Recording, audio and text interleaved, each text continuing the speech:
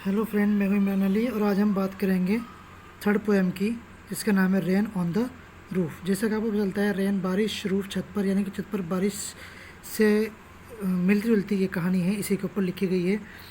इसको लिखा है कॉर्ट स्किनी, जो इसकी राइटर हैं और जिनका जन्म हुआ 1886 में क्यूका लेक में, येट्स, न्यूयॉर्क में। ये बहुत ही अच्छे जर्नलिस्ट थे, वकील थे और पॉलिटिशियन भी थे।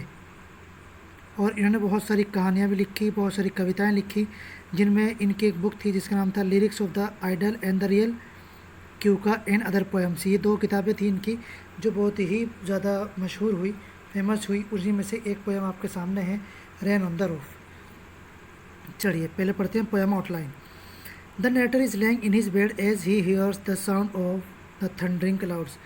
जो नरेटर है, ने कहानी सुनाने वाला है, जो कविता कहने वाला है, वो अपने बिस्तर में लेटा हुआ है और आकाश में बादलों का गड़गड़ाना हो रहा है, बिजली चमक रही है। As it starts raining, the beautiful music created by rain drops falling on the shingles on the brinks of the mind, sweet memories of his childhood. यानी कि जैसे ही छज्जे पर और घर की छत पर बारिश पड़ती है, उसकी बारिश पड़ने से, उसकी बूंदों के गिरने से जो आवाज़ निकल रही है, वो उसको एक म्यूज़िक की तरह लग रही है और उस म्यूज़िक की तरह लगने से उसको अपनी बचपन की यादें आ रही हैं। It brings joy and solace as he remembers his mother who use to tell him stories. और उसको देखकर उसको बचपन की कहानी याद आती है कि कैसे जब वो बचपन में था, उसकी मम्मी उसको कहानियाँ सुनाया करती थी।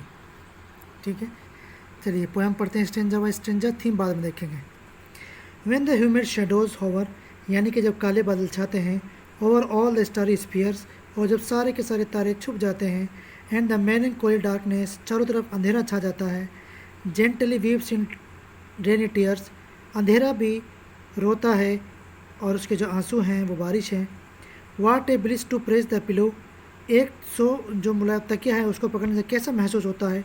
Of A cottage chamber bed, और एक घर के बिस्तर पर पड़े हुए नरम मुलायम बिस्तर पर नरम मुलायम तकिया। एंड लाई, और लेटे हुए हैं, लिसनिंग टू द पेटर, बारिश गिरने की आवाज़, of the soft rain overhead, जो कि छत पर गिर रही है।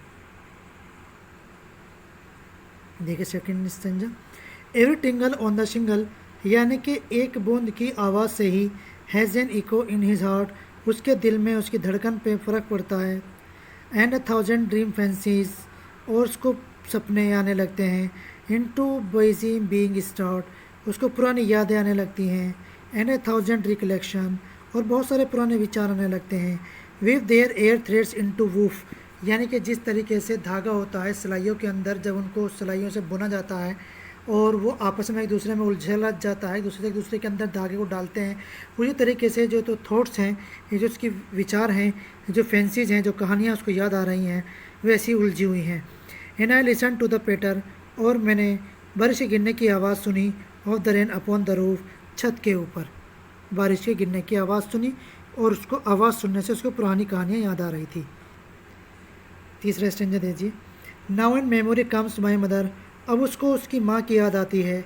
As she use in years agone, जैसे कि वो बहुत समय पहले रात को किया करती थी। To regard the darling dreamers, अपने बच्चों को सुला दिया करती थी। As she left them still till dawn, और वो सुबह तक बच्चे सोते रहते थे। वो I feel her fond of look on me, और वो मुझे प्यार से देखा करती थी। As I list to this refrain, और ऐसा ही मुझे अब महसूस हो रहा है। Which is played upon the shingles, और जब भी बारिश छत पर गिरती है। By the patter of the rain, और जब भी बारिश के गिरने की आवाज़ आती है। यानी कि जब भी बारिश के गिरने की आवाज़ आती है तो उसको याद आता है, उसको महसूस होता है कि जैसे उसकी माँ उसको बचपन में देखा करती थी, अब भी उसको वैसे ही देख रही है।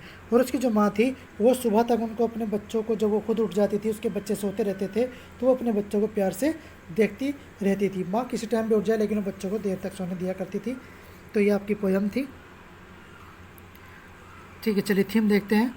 Rain on the roof describe the feeling of the poet when similar circumstances being memories of his mind. यानी कि रेन ऑफ द रूफ जो है, ये एक कविता है।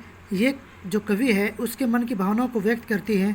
इसी के साथ साथ जब बारिश होती है और उससे उसकी यादें जुड़ी हुई होती हैं, दोनों को साथ साथ जुड़ा हुआ है। यानी कि जैसे बारिश पड़ी वैसे उसकी यादें भी आई। Music created by rain brings to the mind of the poet memories of his childhood. जैसे ही उसके बारिश की आवाज़ सुनी, उसके दिल में म्यूज़िक बजा और उसको अपनी माँ की पुरानी यादें आई। तो ठीक है, ये पोएम शायद आपको समझ में आ गई होगी। किसी को कोई दिक्कत है तो मुझसे फ़ोन कर लें, संपर्क कर लें। थैंक यू, धन्यवाद।